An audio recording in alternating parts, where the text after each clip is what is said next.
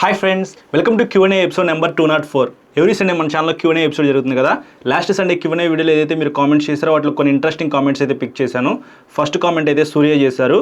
Bro, next వీక్లో bike కొనాలనుకుంటున్నా. Xpulse 204V, Pulsar 220F, TVS Ronin, XSR 155. Which one is best with mileage, medium performance, low maintenance? Bro, first of all మీరు Pulsar 220F అయితే skip చేసేసేయండి. ఈ vehicle అయితే నేను మీకు recommend చేయను. సో మీకు తక్కువ మెయింటెనెన్స్ అయితే ఉండాలి, మీడియం పెర్ఫార్మెన్స్ ఉండాలన్నారు కాబట్టి టీవీఎస్ రోనిన్ అయితే మీరు కన్సిడర్ చేసుకోవచ్చు. అదైతే బాగానే ఉండిద్ది, మెయింటెనెన్స్ చాలా వరకు తక్కువ ఉండిద్ది, అలాగే మీకు పెర్ఫార్మెన్స్ కూడా 20 PS పవర్ దాకా అయితే ఉండిద్ది కాబట్టి మేనేజ్ చేయొచ్చు అనమాట. నాకు మైలేజ్ కావాలి, లైట్ వెయిట్ కావాలనుకుంటే XSR 155 బెస్ట్.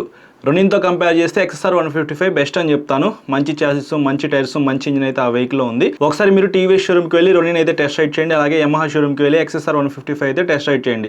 రెండిట్లో మీకు ఏది కంఫర్ట్ బాగుందని అనుకుంటే అది కొనుక్కోండి.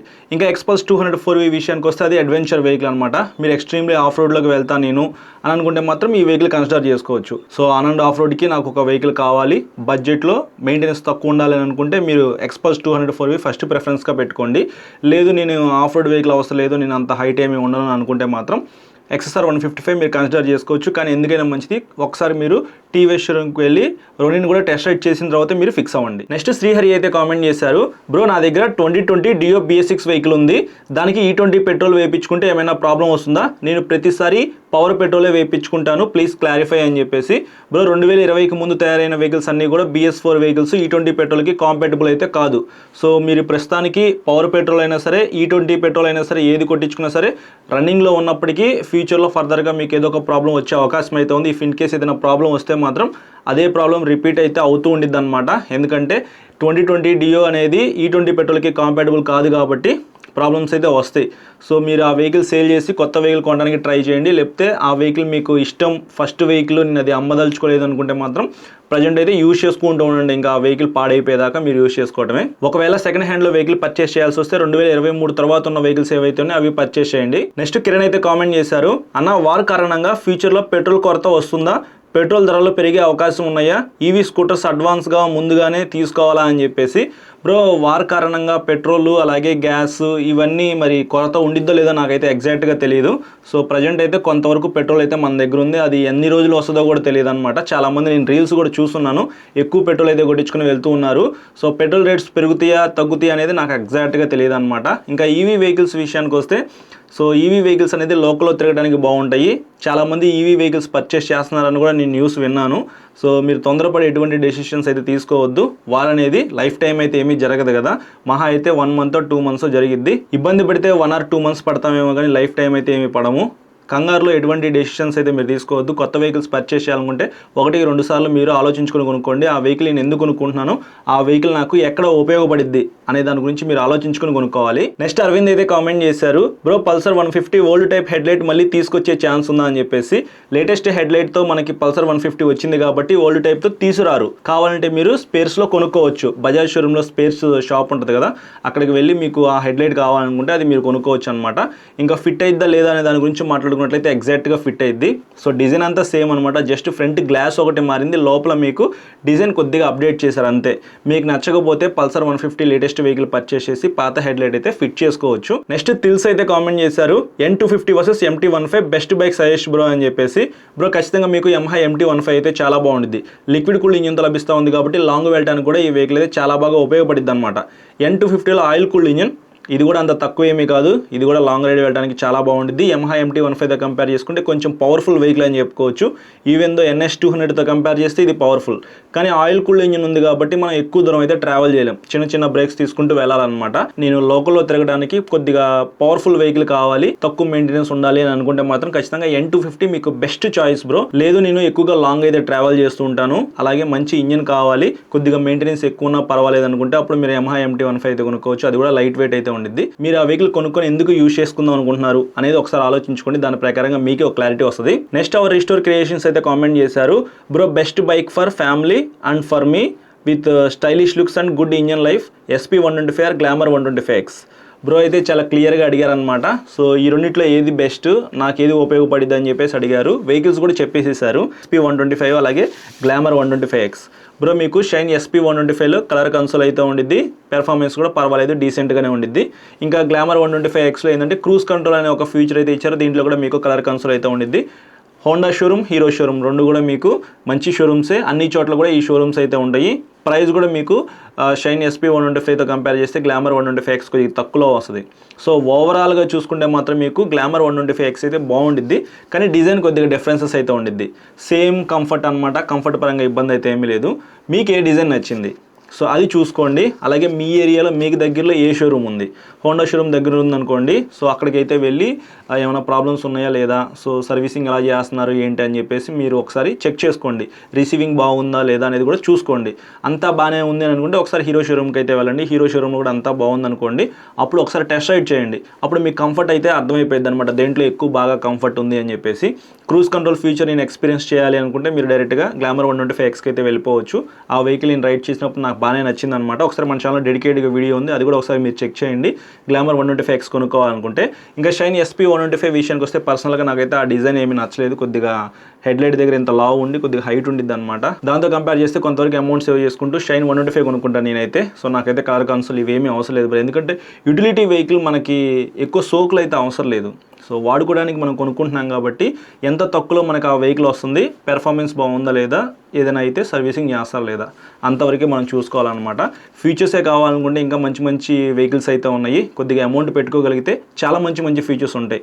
సో కలర్ కన్సోల్ పెద్ద ఫీచర్ అయితే ఏమీ కాదు. క్విక్ షిఫ్టర్ ఒకటి, ట్రాక్షన్ కంట్రోల్ ఒకటి, dual channel ABS, switchable ABS, అలాగే మీకు ప్రొజెక్టర్ లైట్, స్లిప్పర్ క్లచ్, ఇవి కదా ఫీచర్స్ అంటే. ఒకసారి ఆలోచించుకోండి మీరే. నేనైతే మాత్రం గ్లామర్ 125X అయితే మీకు సజెస్ట్ చేస్తాను. నెక్స్ట్ రావణ్ గేమర్ అయితే కామెంట్ చేశారు, any updates expect Pulsar bikes in 2026 bro అని చెప్పేసి.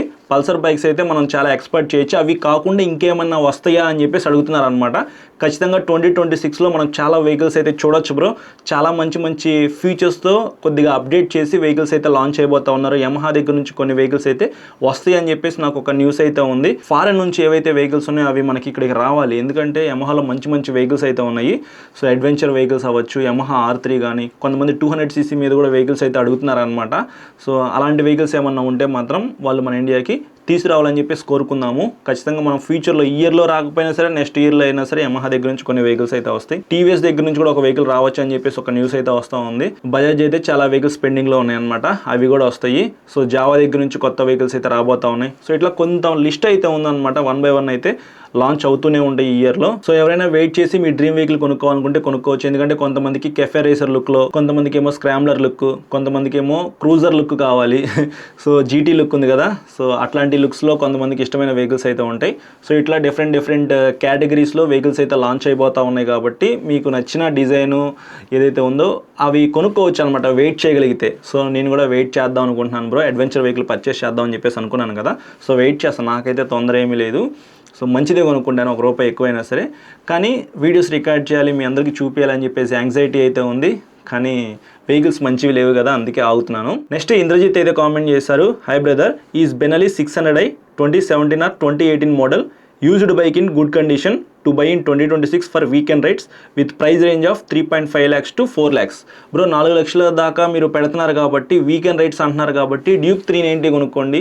సో పెర్ఫార్మెన్స్ అయితే చాలా బాగుండిద్ది. అందులో మీకు క్విక్ షిఫ్టర్ అయితే ఉండిద్ది, కలర్ కన్సోల్ అయితే ఉండిద్ది, సో కాంపాక్ట్ అయితే ఉండిద్ది, చాలా తక్కువ వెయిట్ అయితే ఉండిద్ది.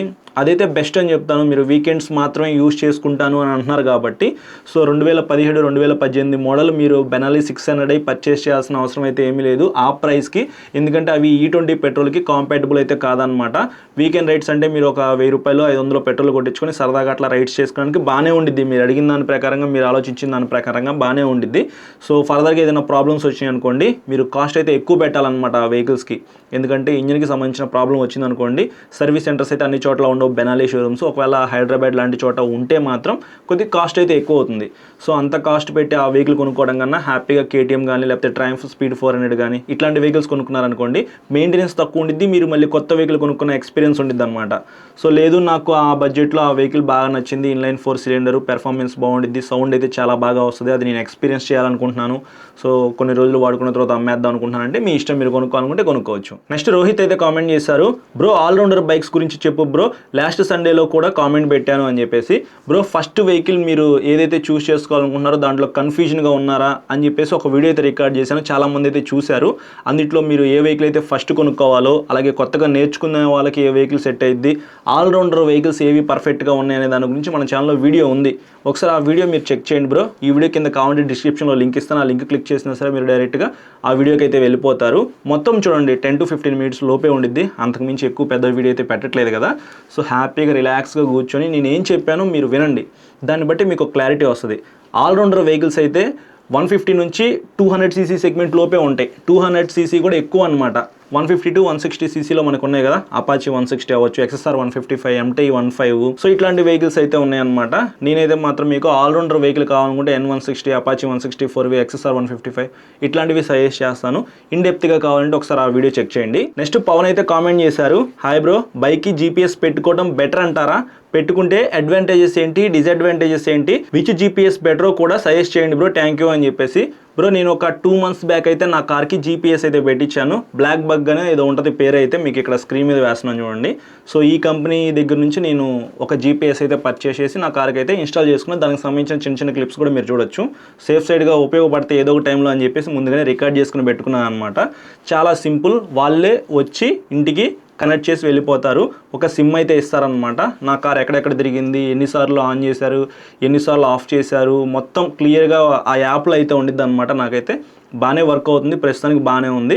ఎవ్రీ మంత్ 250 రూపీస్ ఆటోమేటిక్గా కట్ అయిపోతూ ఉండిద్ది అనమాట ఆ యాప్ పనిచేయడానికి. సో మనకి ఎగ్జాక్ట్గా GPS చూపించాలంటే నెలకు రీఛార్జ్ చేసుకుంటాం కదా, సో అట్లా అనమాట. ఇంకా చాలా కంపెనీస్ అయితే ఉన్నాయి, సో మీ ఇష్టం, మీకు నచ్చిన కంపెనీ అయితే పర్చేస్ చేయొచ్చు, ఎందుకంటే దేనికైనా సరే ఒకటే సిమ్ ఇస్తారు, ఆ సిమ్లో మనం డబ్బులు పెట్టి రీఛార్జ్ చేసుకుంటూనే ఉండాలి. ఇంకా వారంటీ విషయానికి వస్తే ఈ బ్లాక్ బగ్ కంపెనీ వాళ్ళు వారంటీ కూడా ఇస్తారంట, ఏదైనా ప్రాబ్లం ఉంటే వాళ్ళే కాల్ చేస్తున్నారు, ఏమైనా రిఫరెన్స్ ఉంటే కూడా చెప్పండి అని అన్నారు. కానీ ఏమోనండి, నేనైతే ఫస్ట్ ఇది యూజ్ చేస్తాను, నాకు నచ్చితే అప్పుడు చూద్దాంలే అని చెప్పేసి కాల్ కట్ చేశాను. మీకు నచ్చిన GPS ట్రాకర్ ఏదైనా పర్చేస్ చేయండి, ఇదే కొనుక్కోండి అని నేనేం చెప్పట్లేదు. నెక్స్ట్ వేముల దినేష్ అయితే కామెంట్ చేశారు, hi bro good morning, Pulsar N160లో ఇంజన్ హీటింగ్ ఇష్యూస్ ఉన్నాయంట కదా, నిజమేనా అని చెప్పేసి. ఏ వెహికల్ అయినా సరే ఇంజన్ హీట్ అయితే అవుతాయి, హీటింగ్ ఇష్యూస్ అయితే ఉంటాయి. నా డ్యూక్ 200 ఇప్పుడు ఎండాకాలం కదా, లాస్ట్ సమ్మర్లో అయితే ఫుల్ హీట్ ఎక్కి రేడియేటర్ అయితే ఆన్ అయిపోతూ ఉండేదన్నమాట. ఇంకా స్ప్లెండర్ ప్లస్ అయితే ఉంది, అలాగే రైడర్ వెహికల్ కూడా ఉంది. సో ఇవన్నీ ఇంజన్ హీట్ ఎక్కుతూ ఉంటాయి అన్నమాట. సో ఏ వెహికల్ అయినా సరే ఇంజన్ హీట్ ఎక్కాల్సిందే. మనం ఎక్కువగా 100, 150 కనీసం 50 కిలోమీటర్స్ ట్రావెల్ చేసినా సరే ఆ ఇంజన్ హీట్ ఎక్కిద్ది, ఎండకి ఇంకా హీట్ ఎక్కిపోయిద్ది. ప్రాపర్గా మీరు టైం టు టైం ఇంజన్ మార్చుకుంటే హీట్ ఎక్కదు. హీట్ ఎక్కిద్ది బ్రో, అసలు ఎక్కదని నేను చెప్పను, ఎక్కిద్ది, కాకపోతే కొంచెం తగ్గిద్ది అనమాట. సో మీరు చిన్న చిన్న బ్రేక్స్ తీసుకుంటూ వెహికల్ అయితే యూజ్ చేయాలి. కంటిన్యూగా హైవే మీద 100, 120 కిలోమీటర్ స్పీడ్తో మీరు వెళ్ళారనుకోండి బాగా ఎండాకాలంలో, ఆల్రెడీ మీరు వెహికల్ వేసుకుని వెళ్తున్నారు కాబట్టి ఇంజిన్ అయితే హీట్ ఎక్కిద్ది, ఇంకా ఎండ దెబ్బకి కొద్దిగా ఎక్కువ అయ్యిద్ది అనమాట. ఇంజిన్ ఆయిల్ కూడా త్వరగా పాడైపోయే అవకాశం అయితే ఉందన్నమాట. సో ఇన్ని ప్రాబ్లమ్స్ అయితే ఉంటే జాగ్రత్తగా చూసుకొని రైడ్ చేయండి. ఎక్కువగా లాంగ్ వెళ్దాం అనుకునే వాళ్ళు ఎవరైతే ఉంటారో వాళ్ళైతే ఇంజిన్ ఆయిల్ మార్చుకొని వెళ్ళండి. సో చిన్న చిన్న ప్రికాషన్స్ తీసుకుంటే మాత్రం ఇంజన్ హీటింగ్ ఇష్యూస్ నుంచి కొంచెం తగ్గించవచ్చు, కాపాడుకోవచ్చు అనమాట. ఇంకో విషయం బ్రో, ఇంజన్ హీట్ ఎక్కిందంట కదా, ఆ వెహికల్ బాగాలేదంట కదా అని చెప్పేసి చాలా మంది చెప్తూ ఉంటారనమాట. మీరు ప్రాక్టికల్గా ఎక్స్పీరియన్స్ చేసేదాకా దేన్ని నమ్మద్దు, ఎందుకంటే ఆ పర్సన్ ఒకలాగా నడుపుతాడు కాబట్టి ఆయనకి ఇంజన్ హీటింగ్ రావచ్చు, అలాగే మైలేజ్ కూడా చాలా తక్కువ రావచ్చు. సో నిన్న నేను టీవీఎస్ షోరూమ్కి వెళ్ళినప్పుడు ఒక పర్సన్ అయితే జూపిటర్ 125కి 20 కిలోమీటర్ల మైలేజ్ వస్తుందని చెప్పేసి ఒక ఇద్దానికి వచ్చాడనమాట. 20 కిలోమీటర్లు మరీ దారుణంగా ఎందుకు వస్తుంది చెప్పండి, 35 వచ్చినా సరే మనం ఓకే 35 వస్తుంది కదా, తక్కువగానే వస్తుందేమో అనుకోవచ్చు, మరీ 20 అంట. సో ఆయన ఎలా నడిపాడో, ఆయన ఎంతమందిని ఎక్కించుకొని వెళ్ళాడో చెప్పలేం కదా, గాలి లేకుండా కూడా పోనిచ్చినా మనకి మైలేజ్ అయితే తగ్గిపోయింది. కాబట్టి ఆ వెహికల్ మీరు ఎక్స్పీరియన్స్ చేసిన తర్వాత ఆ వెహికల్ మీకు నచ్చిందంటే మీరు కొనుక్కోండి. సో ఇది ఫ్రెండ్స్ ఈ సండే Q&A అయితే. ఈ ఎపిసోడ్ మీకు నచ్చిందని చెప్పేసి అనుకుంటున్నాను. నచ్చితే లైక్ చేసి మీ ఫ్రెండ్స్ అందరికీ షేర్ చేయండి. మీకు ఏమైనా డౌట్స్ ఉన్నాయనుకోండి ఈ వీడియో కింద కామెంట్ చేయండి, నెక్స్ట్ సండే పిక్ చేసి ఆన్సర్ చేస్తాను. ఇంకా మీరు మన ఛానల్కి సబ్స్క్రైబ్ చేయకుండా చూస్తున్నట్లయితే ఇప్పుడే సబ్స్క్రైబ్ చేసుకుని పక్కన బెల్ ఐకాన్ అయితే క్లిక్ చేసి పెట్టుకోండి. నేను వీడియో పెట్టిన వెంటనే మీకు నోటిఫికేషన్ వస్తుంది. Thank you.